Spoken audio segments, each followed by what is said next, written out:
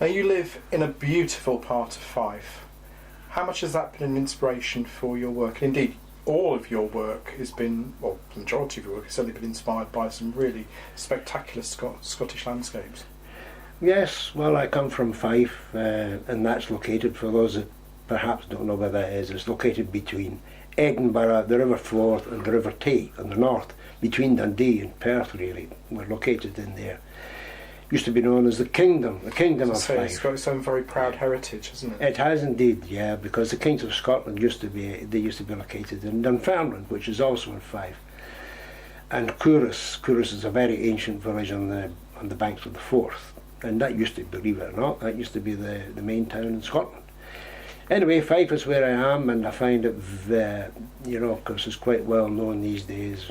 Places like St Andrews, Ely, Anstruther, Pittenweem, St Monans are very famous for being fishing villages. At one time they were very, very busy with fishing, but nowadays not so much. But they're still spectacular locations, and I find these very inspiring. I particularly like the sort of the style of the building. A lot of them are, have a pan-tile roof finish, and slate is incorporated quite subtly. They're beautifully designed, very vernacular, Scottish vernacular styles of architecture. You find them right there on the old fishing villages. So I find that very inspirational. Yeah, and it's great. I think I've done a picture of almost. I can't think of one that I haven't done one. Maybe Dysart. Maybe I've not done one properly of Dysart, but that's the only one. All the rest I think I've done a nice So picture apart from of. Fife, where else in Scotland? Edinburgh? Well, round about Edinburgh, yeah, Edinburgh, the castle has always been quite an inspiration. Of course, there's a lot of character to Edinburgh. Again, it's the Scottish traditional vernacular architecture that's the big feature there. And of course, Robert Burns, a famous poet, spent a lot of his time there as well. And I find the place very inspirational too. I must say, Glasgow as well, Loch Lomond, and all the other notable parts of Scotland, I find. That I've usually done a sketch of it. The main body of my work in Scotland has been in Fife. Mm-hmm. Although, as you say, Pitlochry is nice as well. Aviemore, Inverness. I've done a wee bit of work in all of these places. On the rivers? Yes, usually on the rivers with the building, a main building. If you drive through anywhere in Scotland and say, now, what's the building which has the most character or the most spectacular? That's what I've done.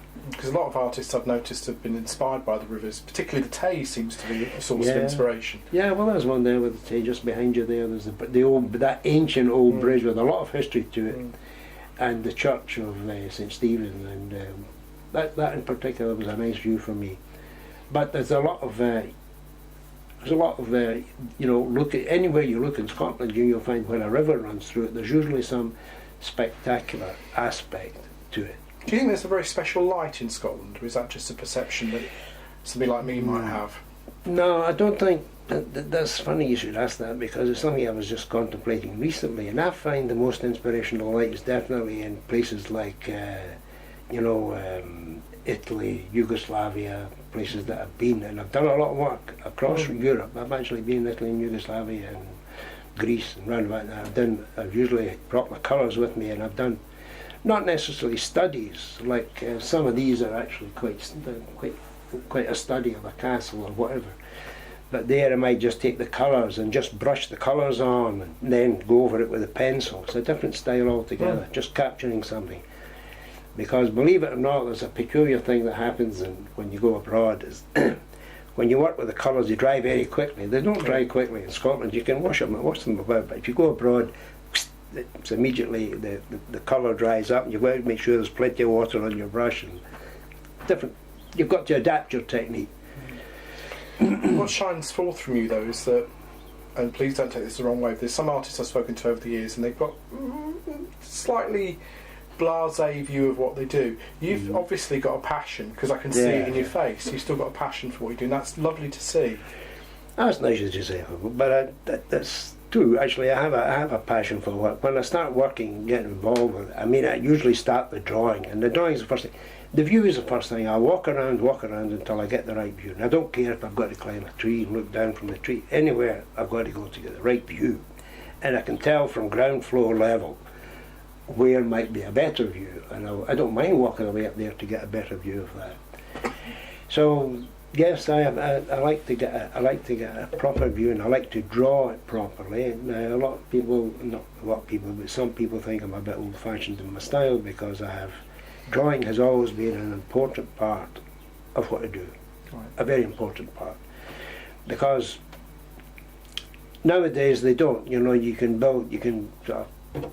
tousle up your bed and put some signs on it and put it into a museum and get paid for that, and that becomes a work of art. To me, I'd like to see her do a drawing of a cat or a dog or a piece of fruit or another person. I think the artist you're referring to, she has done one or two things at the back of an envelope which have sold for quite significant amounts of money, but that's what happens. That's what happens. That's show business, my friend. It certainly is. But I can draw, and I reckon my draftsmanship is one of the best things that I do.